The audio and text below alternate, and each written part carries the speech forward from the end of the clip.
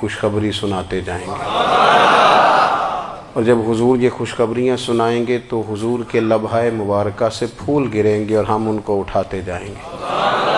فرماتے ہیں خود تو وہ تھوڑی دیر کے لیے روئیں گے اللہ کی بارگاہ میں کہ یا اللہ انہیں معاف کر دے، خود روئیں گے لیکن ہمیں ہنسا دیں گے۔ پیش حق مجدہ شفاعت کا سناتے جائیں گے، آپ روتے جائیں گے پر ہم کو ہنساتے جائیں گے۔ اور باغ جنت میں محمد صلی اللہ تعالی علیہ وسلم، باغ جنت میں محمد مسکراتے جائیں گے، پھول رحمت کے گریں گے ہم اٹھاتے جائیں گے۔ حشر تک ڈالیں گے ہم پیدائش مولا کی دھوم، اور مثل فارس نجد کے قلعے گراتے جائیں گے۔ اور کیا ذوق بیان کیا، فرمانے لگے خاک ہو جائیں عدو جل کر مگر ہم تو رضا، دم میں جب تک دم ہے ذکر ان کا سناتے جائیں گے۔ جب تک سانسوں کی ڈوری چل رہی ہے، دم میں جب تک دم ہے ذکر ان کا سناتے جائیں گے۔ اللہ تبارک و تعالیٰ نے ہمارے محبوب کریم علیہ السلام کو دنیا میں بھیجا تو فرمایا یا ایھا الناس قد جاءکم برہان من ربکم، اے لوگو تمہارے پاس تمہارے رب کی دلیل آ گئی ہے۔ اللہ تبارک و تعالیٰ نے محبوب پاک علیہ السلام کو سراپا دلیل بنا کے بھیجا۔ باقی انبیاء کرام علیہم السلام کے پاس بھی اپنی نبوت کے دلائل کے طور پر بے شمار معجزات تھے، اور حضور کریم علیہ السلام کے تو پورے وجود کو ہی اللہ نے معجزہ بنایا ہے۔ اور نبی پاک صلی اللہ تعالیٰ علیہ وآلہ وسلم کی نبوت کی دلیلیں، حضور کے رسالت کے مستحکم دلائل جگہ جگہ آپ کو ملیں گے۔ سب سے پہلی چیز تو یہ سمجھنے والی ہے کہ نبی پاک علیہ السلام نے جس چیز کو سب سے پہلے اپنی نبوت کی دلیل کے طور پر بیان فرمایا وہ حضور کا کردار ہے، سیرت ہے، عمل ہے، حضور کا لوگوں کے ساتھ رویہ ہے۔ نبی پاک علیہ السلام کی تبلیغ کے 3 دور ہیں۔ ایک تو حضور نے اپنے قول سے تبلیغ فرمائی ہے، وہ 40 سال کی عمر سے محبوب نے اعلان فرمایا اور تبلیغ کی، اور ایک نبی پاک صلی اللہ تعالیٰ علیہ وسلم بالواسطہ حضور کی تبلیغ ہے جو آج تک جاری ہے۔ امت کے علماء، مشائخ، مبلغین حضور کے دین کو آگے پھیلا رہے ہیں، تو دراصل یہ بھی تبلیغ رسول پاک علیہ السلام ہی کی تبلیغ۔ اور ایک حضور کی تبلیغ کا دور ہے، حضور کی پیدائش سے لے کر ولادت مبارکہ سے لے کر حضور علیہ السلام کے اعلان نبوت تک۔ اس دوران نبی پاک نے جو تبلیغ فرمائی ہے وہ اپنے کردار سے فرمائی ہے۔ عرب کا وہ معاشرہ جو بڑا میلا کچیلا گدلا ہو چکا تھا، جس کے اندر سراسر مادہ پرستی کا زور تھا، جس کے اندر لوگ انسانوں کی خرید و فروخت کرتے تھے، جس کے اندر بیٹیوں کو زندہ دفن کر دیتے تھے، جس کے اندر جو آدمی جتنا زیادہ مضبوط ہوتا تھا اتنا زیادہ لٹیرا بن جاتا تھا، اس معاشرے کے اندر رسول کریم علیہ السلام نے 40 سال گزارے، اور اس طرح گزارے کہ جو بیگانے بھی تھے وہ بھی کہا کرتے تھے یہ صادق ہیں، یہ امین ہیں۔ اور جب حضور نے اعلان نبوت کیا تو فرمایا، یہ قرآن مجید کے لفظ ہیں، فرمایا فَقَدْ لَبِثْتُ فِيكُمْ عُمَرًا مِّن قَبْلِهِ أَفَلَا تَعْقِلُونَ، میں تمہارے بیچ عمر کا ایک حصہ گزار چکا ہوں، تمہیں عقل نہیں ہے، شعور نہیں ہے۔ نبی کریم علیہ السلام نے اپنے کردار کو، اپنے عمل کو اپنی نبوت کی دلیل کے طور پر بیان فرمایا۔ وہ تو حضرت حلیمہ بھی فرماتی ہیں نا، جب میں نبی کریم علیہ السلام کو اپنے گھر لے گئی تو میرا اپنا بچہ بھی دودھ پیتا تھا، 2 میرے بیٹے ہو گئے، ایک میری یہ نسبی اولاد اور حضور میری رضائی اولاد۔ تو کہتی ہیں جب میں کریم محبوب علیہ السلام کو اپنے سینے سے لگاتی تھی تو حضور میرے ایک پستان سے دودھ پیتے تھے اور دوسرا اپنے بھائی کے لیے چھوڑ دیا کرتے تھے۔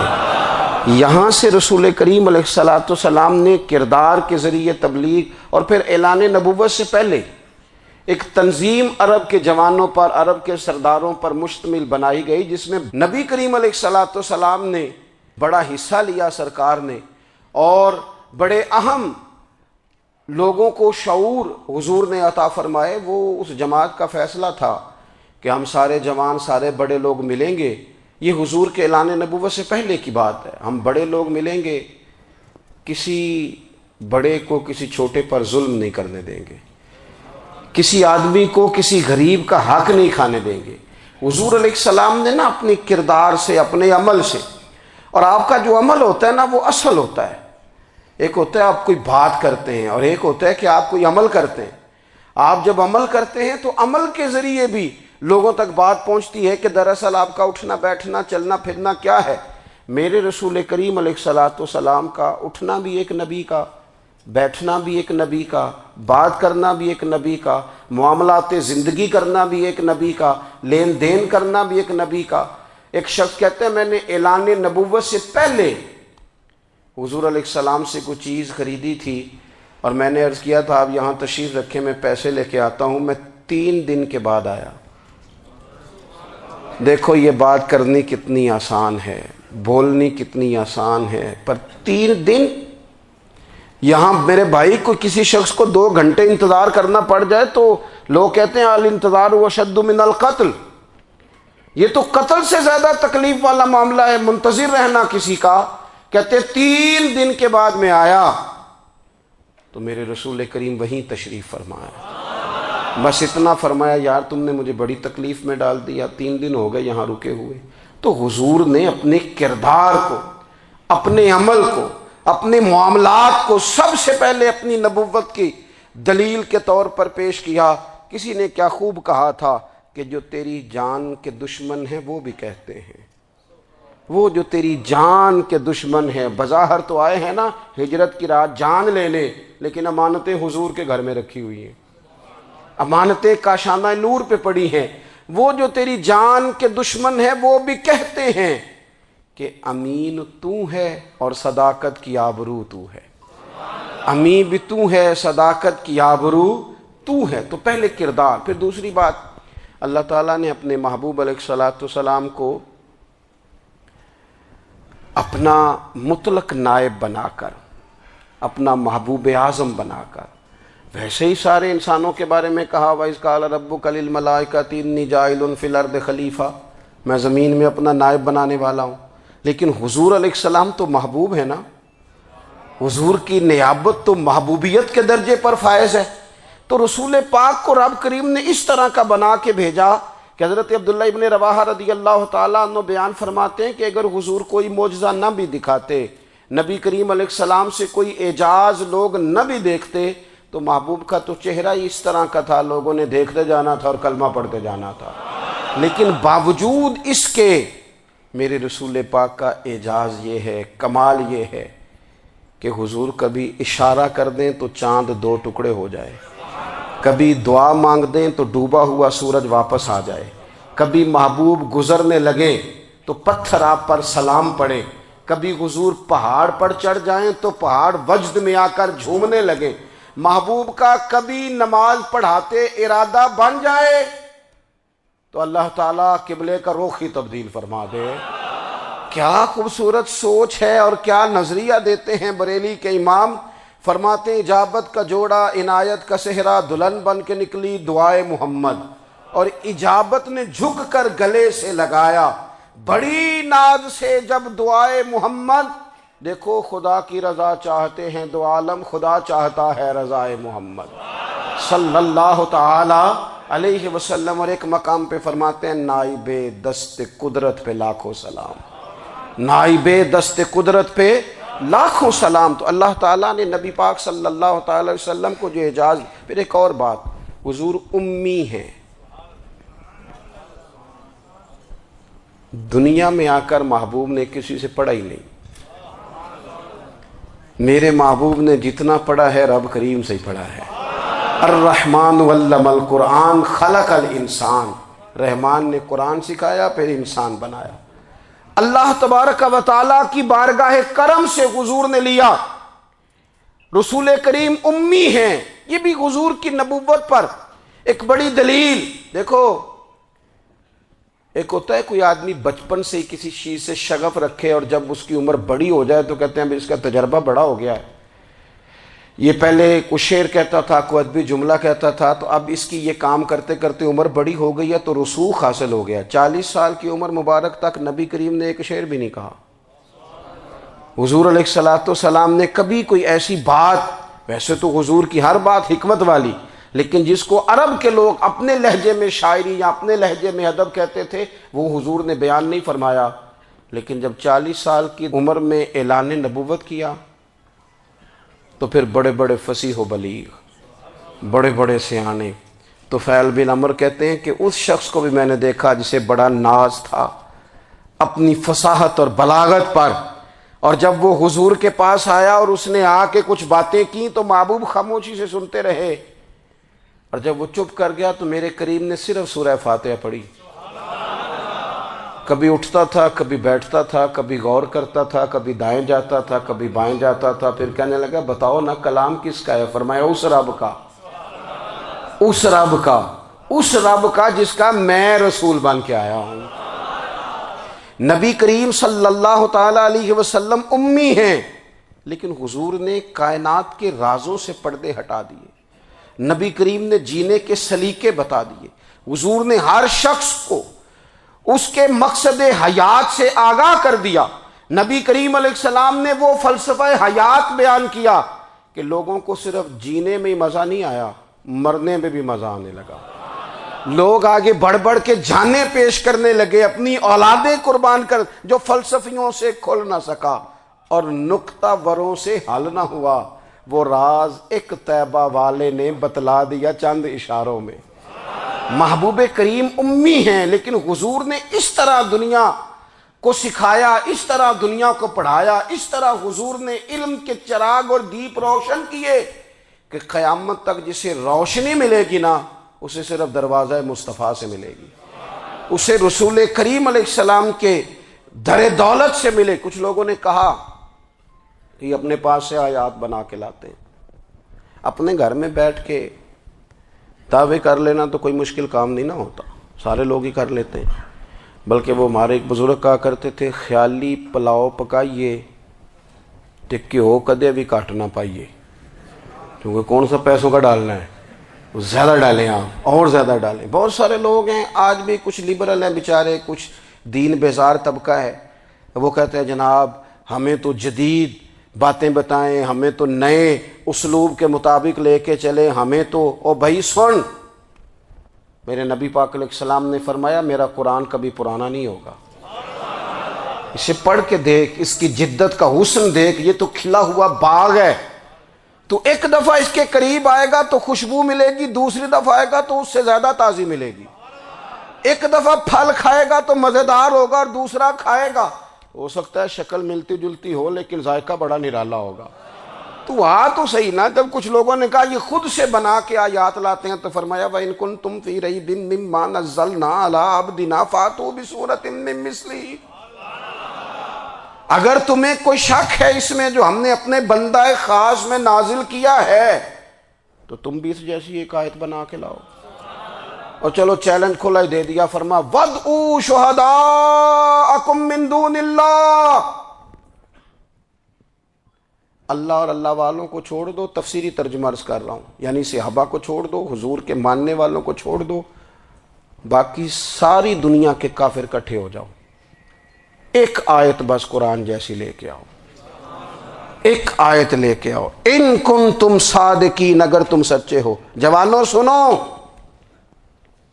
کہا ایک آیت، اور یہ چیلنج آج تک قرآن مجید کا موجود ہے، آج تک وَإِن كُنتُمْ فِي رَيْبٍ مِّمَّا نَزَّلْنَا عَلَىٰ عَبْدِنَا فَأْتُوا بِسُورَةٍ مِّن مِّثْلِهِ، تم قرآن کے مقابلے کی ایک صورت لے کے آؤ اور سارے حمایتی اکٹھے کر لو اپنے، ان کنتم صادقین، اگر تم سچے ہو۔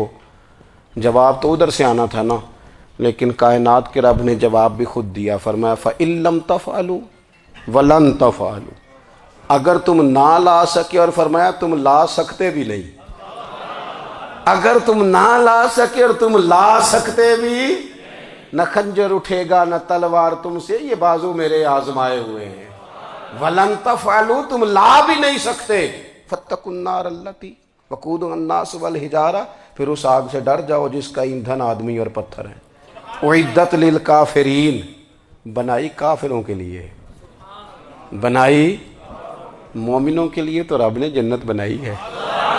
اعدت للکافرین، یہ دوزخ اللہ نے کن کے لیے بنائی ہے؟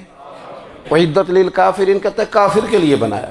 تو اللہ تبارک و تعالیٰ نے میرے رسول پاک صلی اللہ تعالیٰ علیہ وسلم کو وہ کتاب عطا فرمائی، اور پھر حضور کی فصاحت و بلاغت، معرفت۔ دیکھو ایک ہوتا ہے گھنٹوں باتیں کرنا، ایک ہوتا ہے کئی کئی والیم پر مشتمل، کئی کئی جلدوں پر مشتمل کتب کا لکھنا، اور ایک ہوتا ہے کسی بندے کا ایک بات کرنا اور سامنے والے کی طبیعت کو اتنا جگا دینا کہ اگلی بات فوراً ہی اس کی سمجھ میں آ جائے۔ اور حضور نہ کسی کی انا کو نہیں جگاتے تھے۔ ہم بعض اوقات کسی سے خطاب کرتے ہیں، بات کرتے ہیں تو سامنے والے کی انا کو جگا دیتے ہیں، ٹھیس پہنچاتے ہیں، وہ کہتا ہے چل پھر تگڑا ہو جا میں بھی آیا۔ حضور انا نہیں جگاتے تھے، میرے نبی پاک ضمیر جگاتے تھے تاکہ وہ شخص فیض حاصل کر سکے، اسے کچھ ملے۔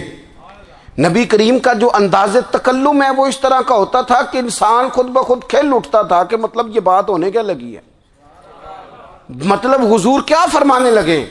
نبی کریم صلی اللہ تعالی علیہ وسلم، ایک دن محبوب کریم نے صحابہ کے بیچ حضور کی فصاحت و بلاغت دیکھے، فرمایا محبوب نے کتنا نادان ہے وہ شخص جو اپنے ماں باپ کو گالی دے۔ کھلی ہو گئی لوگوں کی آنکھیں، کان کھڑے ہو گئے کہ یا رسول اللہ کون ایسا بدبخت ہے جو ماں باپ کو گالی دے گا۔ اب جب سوالات ذہنی سطح پر پوری طور پر ابھر گئے نا، تو اب رسول کریم نے بات سمجھائی۔ یہ ہے فصاحت و بلاغت، تیرے آگے ہیں یوں دبے لچے فصحاء عرب کے بڑے بڑے، کوئی جان منہ میں زبان نہیں بلکہ جسم میں جان نہیں۔ یا رسول اللہ کون ایسا نالائق ہے جو ماں باپ کو گالی دے؟ اب جب ذہنی سطح یہاں تک ابھر آئی تو اب حضور نے سمجھایا، فرمایا جب تم کسی کے ماں باپ کو گالی دو گے نا تو وہ بھی تو جواب میں تمہارے ماں باپ کو دے گا نا، تو فی نفس ہی یہ تم نے خود ظلم کیا ہے اپنے ماں باپ پر۔ کیوں تم نے ایسا لہجہ اختیار کیا کہ جس سے سامنے والے کی انا جاگ جائے اور وہ تمہارے مقابلے میں آ کر کے کھڑا ہو جائے؟ کیوں تم نے اس طرح کے انداز اختیار کیے کہ جس سے سامنے والا بھی سارے پنجے کھڑے کر کے باہر نکل آئے اور کہے آ جاؤ پھر میں بھی میدان میں حاضر ہوں؟ رسول کریم کی فصاحت بلاغت دیکھیں نا، حضور دو چار جملوں میں ساری بات سمجھا جاتے ہیں۔ ایک حدیث پاک اگر ہماری سمجھ میں آ جائے، ایک روایت نبی پاک صلی اللہ تعالی علیہ وسلم نے فرمایا خوبصورت مسلمان وہ ہے جو بے مقصد باتوں کو چھوڑ دے۔ لو اس سے پوری زندگی سجائی جا سکتی ہے، ایک جملے سے پوری زندگی سواری جا سکتی ہے، کوئی لمبی چوڑی باتوں میں جانے کی ضرورت نہیں۔ کہا خوبصورت مسلمان یہ ہے جو بے مقصد باتوں کو چھوڑ دے، لا یعنی باتوں کو، کیا کہتے ہیں ہمارے دیہات کے لوگ، جڑے پنڈ جانا نہیں ادھر راہ پوچھنے دی، لیکن آج کل لوگ باز آندے یعنی جس بات کا بالکل تعلق نہیں نا وہ بات بھی کرتے جاتے ہیں، جس کا شعبہ ہی نہیں وہ بھی چھلانگ لگا لگا کے اس میں آ جاتا ہے۔ ہم اپنا وقت ضائع کرتے ہیں، اپنی صلاحیتیں ضائع کرتے ہیں، اپنا نقصان کرتے ہیں۔ ہم اپنا کام صحیح کر کے نہیں کرتے اور دوسری ساری دنیا کو ٹھیک کرنا چاہتے ہیں۔ او بھائی آپ جس جگہ جس شعبے سے تعلق رکھتے ہیں آپ اپنے معاملات میں مضبوطی پیدا کریں۔ حضور نے اپنی فصاحت کے ساتھ بلاغت کے ساتھ لوگوں کو قائل کیا، اور قرآن مجید کی تاثیر کا یہ اثر میرے کریم رسول نے دکھایا کہ رات کو جب حضور بیٹھ کے قرآن پاک پڑھتے تھے نا، جب یاسین والے نبی خود یاسین کی تلاوت کریں، جب طٰہٰ والے محبوب خود طٰہٰ کی تلاوت کریں، غور کرو نا جب مدثر والے محبوب خود ان جملوں کو ادا کریں، یعنی جن کے بارے میں آیت آئی ہے جب وہی یہ آیت پڑھیں کہ انا اعطیناک الکوثر، یعنی جن کا ذکر ہو رہا ہے جب وہ یہ بات کریں کہ یا ایھا النبی انا ارسلناک شاہدا ومبشرا ونذیرا لتؤمنوا باللہ ورسولہ وتعزروہ وتوقروہ وتسبحوہ بکرۃ واصیلا، جن کے بارے میں آیت آئی ہے جب وہ یہ کہہ رہے ہوں کہ ورفعنا لک ذکرک، جب وہ کہہ رہے ہوں والضحیٰ واللیل اذا سجا، ذرا اس کیفیت کو دیکھیں جب محبوب خود پڑھ رہے ہوں، اور جو حضور پر آئی ہیں اس کا ذائقہ، اس کا لطف، اس کا انداز بھلا کیا ہوگا۔ حضور جب رات کو پڑھتے تھے نا قرآن پاک، تو جو پکے کافر تھے نا، ابو جہل جیسے لوگ، وہ بھی جھاڑیوں میں چھپ چھپ کے مدینے والے کی تلاوت سنا کرتے تھے، حضور کی تلاوت سنا کرتے تھے۔ یہی بہتر ہے کہ پردوں میں وہ پردہ پوش رہے، وہ اگر پردے ہٹا دے تو کسے ہوش رہے۔ رسول کریم علیہ السلام کی تلاوت کا سننا، قریب جانا، یہ اعجاز ہے۔ حضرت فاروق اعظم کہتے ہیں میں طبیعت کا بڑا ڈاڈا تھا، مزاج کا بڑا سخت تھا، زندگی ہمیشہ ڈٹ کر گزاری، باتوں پر کھڑا رہنا آتا تھا، پر جب میری بہن نے مجھے چند آیتیں سنائی نا تو میں تڑپ ہی گیا۔ گھروں آیا سا مار مقامنے نو، ہن مینو مار دے لے چلو، اوے متے عمر دی عمر برباد ہو جائے، جتھے عمر سوار دے لے چلو۔ یہ اعجاز ہے رسول کریم صلی اللہ تعالی علیہ وسلم پر نازل ہونے والی کتاب کا۔ پھر حضور نے خبریں دی، نبی پاک نے خبریں دی۔ حضور نے فرمایا روم فتح ہوگا، وہ ہوا۔ نبی کریم علیہ السلام نے فرمایا شام فتح ہوگا، تو شام فتح ہوا۔ فرمایا ایران فتح ہوگا، تو ایران فتح ہوا۔ سراقہ بن مالک کہتے ہیں ایک گاؤں پر بھی مسلمانوں کی حکومت نہیں تھی، ایک گاؤں پر۔ حضور مکہ مکرمہ سے نکل رہے تھے، مدینہ طیبہ تشریف لے جا رہے تھے، ابھی راستے میں تھے، میں 100 سرخ اونٹوں کے لالچ میں معاذ اللہ حضور کو گرفتار کرنے پہنچ گیا۔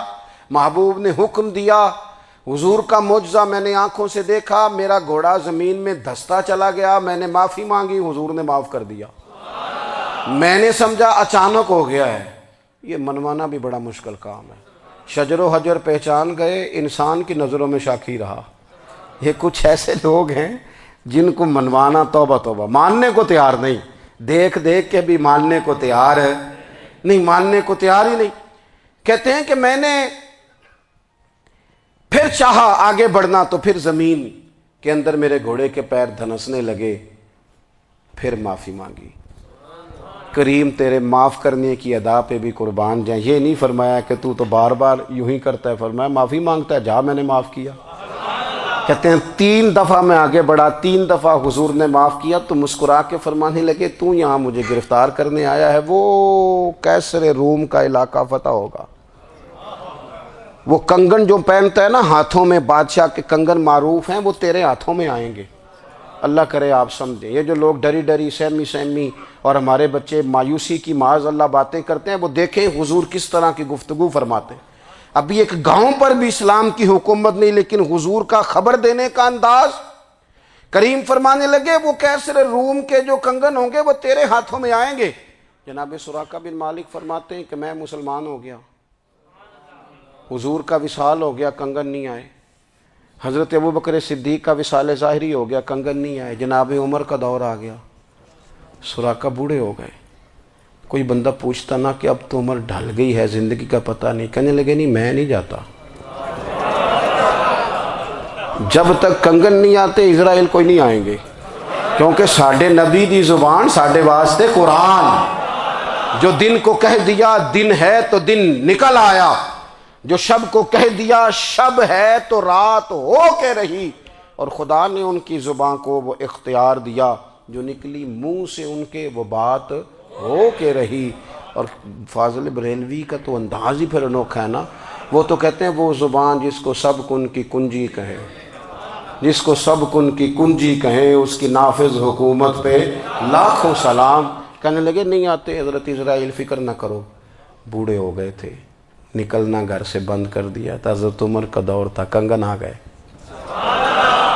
حضرت فاروق اعظم نے ان کے پوتوں سے، نواسوں سے، بچوں سے کہا جاؤ بلا کے لاؤ، کہا دادا جان بوڑھے ہیں، پھر میں تم کان میں کہہ دینا کنگن آ گئے، پھر تم دیکھنا تو صحیح۔ پھر حضرت سراقہ آئے، حضور نے جو خبریں دیں، نبی پاک علیہ الصلوۃ والسلام نے جو گزشتہ قوموں کے احوال بیان کیے، اور پھر میرے نبی پاک علیہ الصلوۃ والسلام نا دنیا میں عزتیں دینے آئے، عزتیں۔ یہ مزاج ہمیں کم کرنا چاہیے. یہ جو ہم ساری زندگی اس کام میں لگا دیتے نا، کسی کو نیچا کیسے دکھانا ہے، یہ انداز حضور نے نہیں ہمیں دیا. اب دیکھو حضور تشریف لائے تو ہمیں پتہ چلا کہ حضرت یوسف جیسا سونا کوئی نہیں. حضور تشریف لائے تو ہمیں پتہ چلا کہ حضرت داؤد جیسی خوبصورت آواز کسی کی نہیں. حضور تشریف لائے تو ہمیں پتہ چلا کہ جناب عیسیٰ علیہ السلام کا فقر اختیاری کس طرح کا تھا. محبوب تشریف لائے تو ہمیں پتہ چلا کہ حضرت موسیٰ کا جلال کس طرح کا تھا. یہ تو حضور آئے تو نبی پاک علیہ السلام نے اس کی بھی عظمت بیان کی، اس کی بھی شان بیان کی. حضور نے بتایا کہ ابو بکر صدیق کی شان کیا ہے، فاروق اعظم کا مرتبہ کیا ہے، عثمان غنی کی حیا کیا ہے، مولا علی کی شجاعت کیا ہے، اہل بیت نبوت کی عظمت کیا ہے. حضور آئے عزتیں دینے. ماں کو عزت دی مدینے والے رسول نے. کہا جس کا باپ راضی ہو گیا اس کا رب راضی ہو گیا. فرمایا جو 2 بیٹیاں 3 بیٹیاں 4 بیٹی بہنیں یا ایک بیٹی یا بہن بیاہ کے آ گیا نا، اس طرح میری 2 انگلیاں جڑی ہوئی ہیں، میرے ساتھ جڑ کے جنت میں جائے گا. رسول کریم صلی اللہ تعالی وسلم نے عزت دی. حضور عزتیں دینے، کوئی اعزاز نہیں. ان پڑھ بندہ ہے، سادہ ہے، غریب ہے، مزدوری کرتا ہے، ہاتھوں پہ چھالے. یا رسول اللہ اس کا بھی کوئی اعزاز ہے؟ قربان جائیں، میرے کریم نے عزت دی. فرمایا محنت کر کے روزی کمانے والا تو اللہ کا دوست ہے. یہ اینٹیں اٹھانے والا، یہ مشقتیں کرنے والا، یہ صبح دیہڑی پہ جانے والا، یہ بیچارہ جو اچار سے روٹی کھاتا ہے، تو نے ہر شخص کی قسمت میں یہ عزت لکھی اور آخری خطبے کی صورت میں وصیت لکھی. رسول کریم نے ہر بندے کو اعزاز دیا، عظمتیں دی. حضور عزتیں دینے آئے. نبی پاک علیہ السلام نے اعزازات دیے، حضور نے نوازا. یہ ساری چیزیں میرے رسول پاک کی تشریف. اور پھر یہ جو حضور کے صحابہ اور اہل بیت ہیں نا، یہ بھی میرے نبی پاک کی نبوت کی دلیل ہے. اتنی جلدی انقلاب آیا نہیں کرتے. وہ کل تک جو رہزن تھے حضور نے راہبر بنا دیے. وہ لوگ جو کل تک ایک دوسرے کے گلے کاٹ کے کھاتے تھے، ایک دوسرے کو مارتے تھے، تکلیف پہنچاتے تھے، برادری ازم پہ لڑتے تھے، حضور نے بھائی بھائی بنا دیے. ایک پلیٹ میں کھانا کھانے لگے، سیدنا بلال حبشی، صہیب رومی، سلمان فارسی. حضور نے یوں کر کے ملا دیا. نبی کریم علیہ السلام نے تقسیمیں ختم کر دی دنیا میں. حضور کہ صحابہ نے اپنا کردار اس طرح کا دکھایا، اتنا بلند کیا، اور صحابہ کرام علیہم رضوان اس کو دیکھ کر اتنی بلندیوں پہ گئے کہ گواہیاں اللہ کا قرآن دیتا ہے. فرمایا محمد الرسول اللہ والذین معہ اشداء علی الکفار رحماء بینہم تراہم رکعا سجدا یبتغون فضلا من اللہ ورضوانا.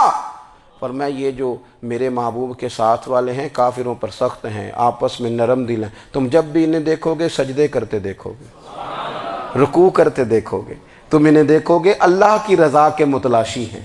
انہیں ساری مادہ پرستی سے نکال کر محبوب نے رب کی رضا کے رستے پہ ڈال دیا. میرے نبی کریم سید عالم صلی اللہ تعالی علیہ وسلم کی نبوت کے دلائل کے طور پر یہ ساری چیزیں آئیں. بس میں بات سمیٹنے لگا ہوں. حضور کا جو اخلاق ہے نا، وہ بھی نبی کریم علیہ الصلاۃ والسلام کی نبوت کی بہت بڑی دلیل ہے. وَإِنَّكَ لَعَلَىٰ خُلُقٍ عَظِيمٍ. محبوب ہم نے آپ کو نا خلق عظیم کا مالک بنایا ہے. کچھ لوگ سمجھتے ہیں صرف آپ کا بولنے کا انداز ٹھیک ہو تو آپ با اخلاق ہیں. نہیں بھائی، بولنے کا انداز ٹھیک ہونا با اخلاق نہیں، سچ بولنا اخلاق کی علامت ہے. آپ کا حق بات کرنا اخلاق ہے، آپ کا صحیح گواہی دینا اخلاق ہے، آپ کا اللہ تعالیٰ کی طرف سے آزمائش آنے پر صبر کا مظاہرہ کرنا اونچا اخلاق ہے.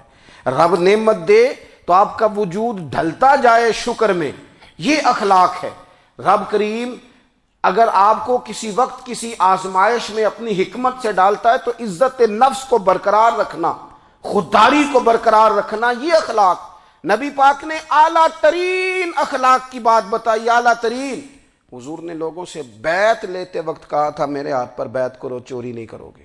نبی پاک علیہ السلام نے مختلف امور پر بیعت لی. حضرت حکیم بن حزام کہتے ہیں حضور نے میرے ہاتھ پہ ہاتھ رکھ کے کہا میرے ہاتھ پہ ہاتھ رکھ کے بیعت کرو کہ کسی دنیا دار سے سوال نہیں کرو گے، خودداری سے زندگی گزارو گے، عزت نفس سے، جو رب نے تمہیں دیا ہے تم اس پر راضی رہو گے، لوگوں کی جیبوں کو ٹٹولنا، دوسروں کی دولتوں پہ راج کرنا، دوسروں کے مال پر نگاہیں ڈالنا اللہ کے حبیب نے پسند نہیں فرمایا۔ فرمایا بیعت کرو کہ تم کبھی کسی سے سوال نہیں کرو گے۔ حد ہو گئی، نبھانے والوں نے پھر اس عہد کو نبھایا اور کمال کر دی۔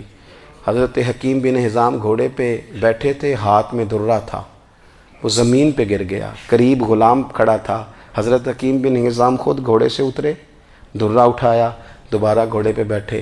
غلام عرض کرنے لگا حضور مجھے بتا دیتے میں اٹھا کر دے دیتا۔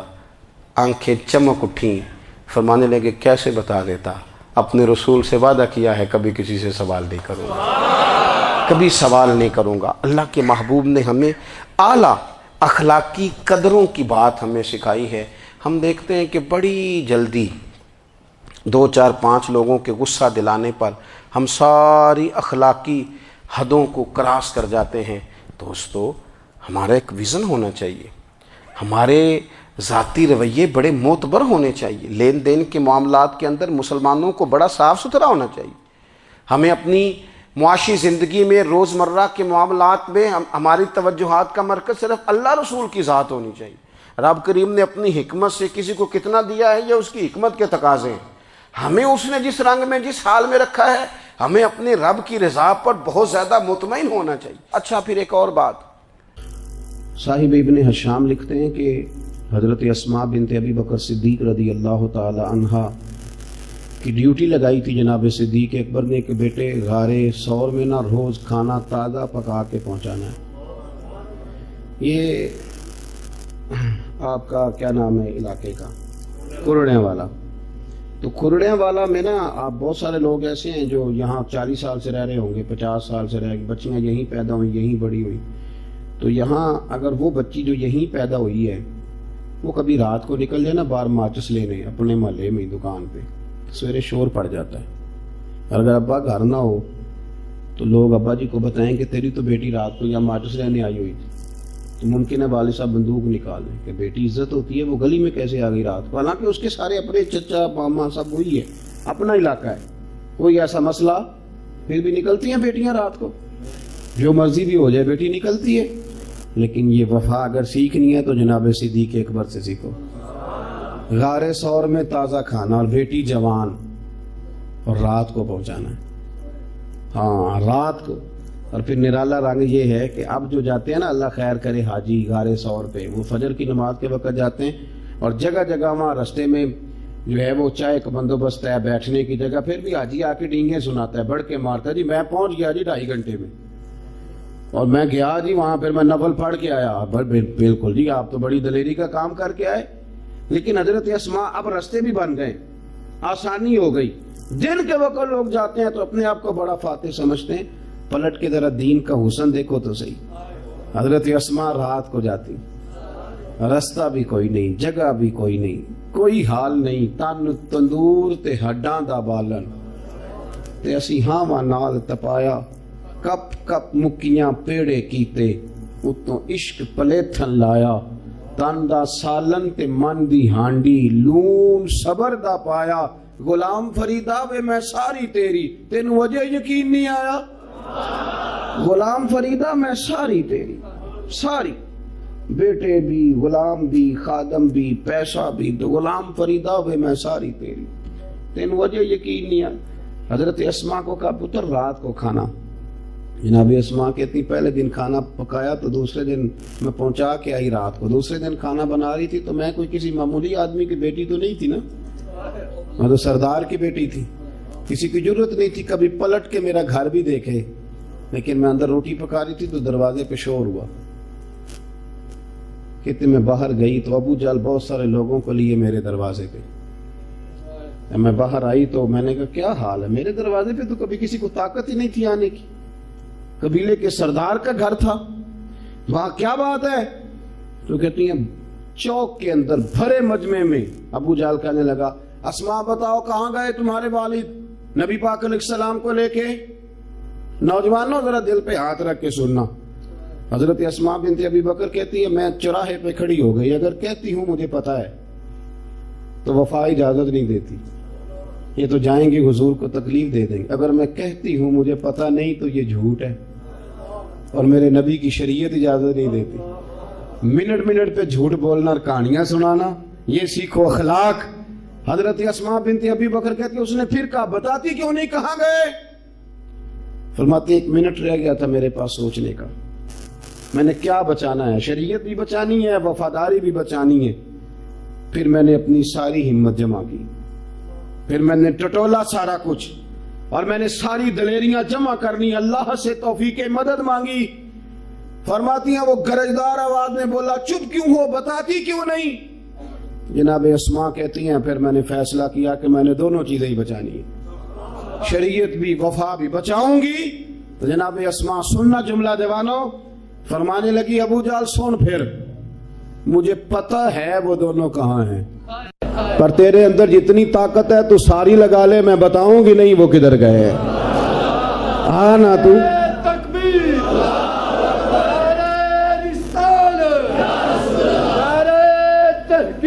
میں نہیں بتاؤں گی, تو آ. عشق تے اگ دومی ایک برابر, پر عشق دس ایک بدھیرا. اگ تے ساڑے ککھ تے کانے, عشق ساڑے تن میرا. تے اگ دا دارو می تے پانی, کوئی دسے ہاں پلا عشق دا دارو کیڑا. تے بلے شاہ تے کچھ بھی نہ بچدا جتھے عشق ہوراں دا ڈیرا. فرماتی ہیں کہ جب میں نے کہا نا کہ مجھے پتہ ہے میں بتاؤں گی نہیں, تو بے بس ہو گیا, سچ کے سامنے بے بس ہو گیا. اور جب بندے کے بعد دلیل ختم ہوتی ہے تو جھگڑا کرتا ہے. کہتے ہیں اس نے ایک تھپڑ مارا. میرے تو گھر کی طرف کبھی کسی نے آنکھ اٹھا کے نہیں دیکھا تھا, پر تینوں لب دے آئی آپ گواچے, کبھی کسی نے دیکھا ہی نہیں تھا. جب تھپڑ مارا تو نیچے پتھر تھا. کہتی ہیں میں زمین پہ گری تو بالی میرے کان میں پھٹ گئی. لوگوں نے ابو جال کو دبوچا, شرم کر تو عورتوں کے منہ لگتا ہے, اسے لے گئے. کہتی میں روتی ہوئی اٹھی, کبھی کسی نے آنکھ اٹھا کے نہیں دیکھا تھا. اور میں نے خون پونچھا, چہرے پہ کپڑا لپیٹا, اسی طرح روٹی پکائی. رات ذرا اور گہری ہونے دی, زیادہ دنیا سو گئی تو کھانا باندھ کے میں غار ثور میں پہنچی. بیٹیاں تو پھر بیٹیاں ہی ہوتی ہیں, یہ تو پتہ نہیں مالک نے کس طرح کا رشتہ بنا دیا ہے. فرماتی ہیں کہ جب میں پہنچی جناب صدیق اکبر نے ڈھکا ہوا چہرہ دیکھا تو کہ پتر خیر ہے؟ نہیں ابا جی کچھ نہیں, کھانا نہیں. بیٹے بتاؤ کیا بات ہے؟ کچھ نہیں, آپ کھانا کھائیں. تو حضور نے فرمایا اسماء بولتی کیوں نہیں, کیوں چہرہ چھپایا ہے؟ تو جناب اسماء کہتی ہیں کھولا تو خون پھر بہہ گیا. جناب صدیق اکبر پریشان ہوئے, بیٹے کیا ہوا؟ عرض کی کچھ نہیں, مجھے نہ سچ کی سزا ملی, میں نے وفا اور شریعت دونوں بچائی ہیں. تو ابو جال نے مجھے تھپڑ مارا ہے, پر حضور نہ میں گھبرائی ہوں نہ لڑکھڑائی ہوں. سونیا میں کھانا پکا کے لائی ہوں, اور پھر کھانا کھول دیا, کھانا کھانے لگے. پہلا لقمہ جناب صدیق اکبر کے حلق میں گیا تو آنسو بھی ذرا بہہ گئے کھل کے. کیا دعا ہے, کیا انداز ہے, غار ثور کے اندر کیا حسن ہے. میرے رسول کریم صلی اللہ تعالی علیہ وآلہ وسلم کی پیاری صاحبزادی حضرت اسماء کہتی ہیں نبی کریم صلی اللہ علیہ وسلم نے ہاتھ اٹھائے دعا کے لیے. کیا دعا دی؟ فرمایا اے اللہ میں ابو بکر سے راضی ہوں, تو بھی اس سے راضی ہو. یارو اتنا مہنگا سچ بولا لوگوں نے, اتنی مہنگی دیانتداری کی, اور یہاں ہمارا منظر کیا, جھوٹ پہ جھوٹ, دگے پہ دگا, فریب, غلط بیانی. کبھی بھی اپنی زندگی اپنے اخلاق کو سنواریں. یہ زبان بڑی قیمتی ہے, یہ کلمہ پڑھ لے تو بندہ مومن ہو جاتا ہے. یہ بڑی قیمتی ہے, یہ بڑی قیمتی, اور یہ دل بڑا قیمتی ہے. اس کو آلودہ نہیں کرنا, اسے جب بھی کھلانا ہے حلال ہی کھلانا ہے.